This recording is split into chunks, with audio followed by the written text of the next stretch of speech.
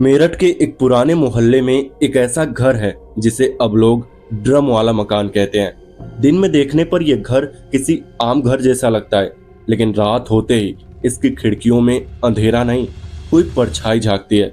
ये कहानी एक मर्डर की नहीं, उस मर्डर से बंधी एक आत्मा की है जो आज भी उस घर में कैद है। 2025 की गर्मियों में अनीता नाम की एक बाई पास के घर में काम करने आई। वो रोज की तरह झाड़ू पोछा कर रही थी जब पड़ोस की 6 साल की बच्ची पीहू आकर उसके पास बैठ गई। हंसती खेलती पीहू अचानक अनीता से बोली, पापा ड्रम में है। अनीता को लगा बच्ची कोई खेल खेल रही है, लेकिन जब उसने पूछा कौन से ड्रम में, पीहू चुप हो गई और धीरे से एक कमरे की ओर इशारा किया। कुछ दिन बाद मकान मालिक उस मकान की मरम्मत के लिए कुछ मजदूर लेकर आया। सब सामान बाहर निकाला गया सिवाय एक भारी नीले ड्रम के। मजदूरों ने ड्रम उठाने की कोशिश की, लेकिन वो टस से मस नहीं हुआ। जब उन्होंने ढक्कन खोला तो एक बदबू का झटका पूरे कमरे में फैल गया। ड्रम के अंदर था एक इंसानी लाश के टुकड़े, सड़ चुका मांस, बाल, कपड़े और सबसे ऊपर एक चेहरा सौरभ का। मकान मालिक ने पुलिस बुला ली, लेकिन घर की मालकिन मुस्कान गायब थी। वही मुस्कान जिसने कुछ दिन पहले पीहू को उसके नानी के घर भेज दिया था। पुलिस जांच में पता चला कि सौरभ मुस्कान का पति मर्चेंट नेवी में था, ज्यादातर समय बाहर रहता था। इसी दौरान मुस्कान का अफेयर शुरू हुआ अपने पुराने स्कूल फ्रेंड साहिल से। साहिल एक ड्रग एडिक्ट और तांत्रिक क्रियाओं में लिप्त इंसान था। दोनों की नजदीकियां बढ़ती गई और फिर उन्होंने प्लान बनाया सौरभ को मारने का। 3 मार्च की रात सौरभ के खाने में नींद की गोलियां मिलाई गई। बेहोश होते ही मुस्कान ने साहिल को बुला लिया। दोनों ने मिलकर सौरभ को चाकुओं से मारा, बार बार मारा, फिर उसके शरीर को टुकड़ों में काट कर नीले ड्रम में भर दिया। लेकिन कहानी यहीं खत्म नहीं होती। जिस दिन से सौरभ की बॉडी उस ड्रम में बंद हुई, मुस्कान को सपनों में कोई दबे पांव चलता हुआ दिखने लगा। कभी रसोई से कोई खुद ब खुद बर्तन गिरते तो कभी घर के कोने में फुसफुसाहटें गूंजती, मैं जिंदा हूँ, मुझे क्यों बंद किया।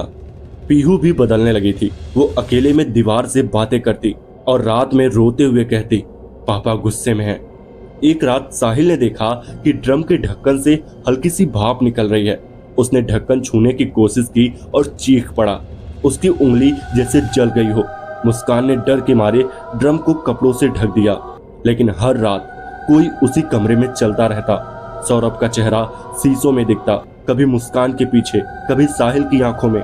फिर एक रात मुस्कान की नींद खुली तो देखा कि ड्रम के सामने एक इंसानी परछाई बैठी है।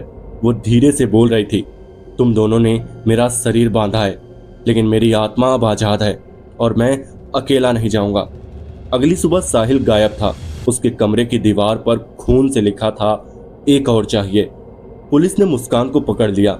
उसने सब सच कबूल कर लिए, लेकिन जब पुलिस ने ड्रम को उठाने की कोशिश की तो वो हिला भी नहीं पाए उसको, जैसे अब उसमें सिर्फ हड्डियां नहीं, कुछ और भी कैद था। पुलिस ड्रम को सबूत के तौर पर थाने ले गई, लेकिन तब से उस थाने में हर तीसरे दिन एक कांस्टेबल गायब हो जाता। किसी की उंगलियां जम जाती तो किसी को पागलपन का दौरा पड़ता। एक सीनियर अफसर ने उस ड्रम को छूते ही कहा, किसी की आंखें मुझे घूर रही हैं। ड्रम को एक सरकारी गोदाम में बंद कर दिया गया, लेकिन रात को वहां तैनात चौकीदारों ने अजीब घटनाओं की रिपोर्ट दी। नीले ड्रम के आसपास अचानक तापमान का गिर जाना, ड्रम खुद ब खुद घूम जाना और सबसे डरावना, ड्रम के ढक्कन से किसी के रोने और गिनती करने की आवाज आना, 1 2 3। आज भी उस मोहल्ले में लोग उस घर की तरफ देखने से कतराते हैं। कहते हैं अगर कोई बच्चा गलती से उस ड्रम की तस्वीर खींच ले तो वो बीमार हो जाता है, और वो घर अब भी खाली है। तो दोस्तों, कैसी रही वीडियो कमेंट करके जरूर बताइएगा, और चैनल पर नए हैं तो चैनल को सब्सक्राइब करना ना भूलना। तो चलिए मिलते हैं ऐसी किसी और कहानी में, तब तक के लिए बाय।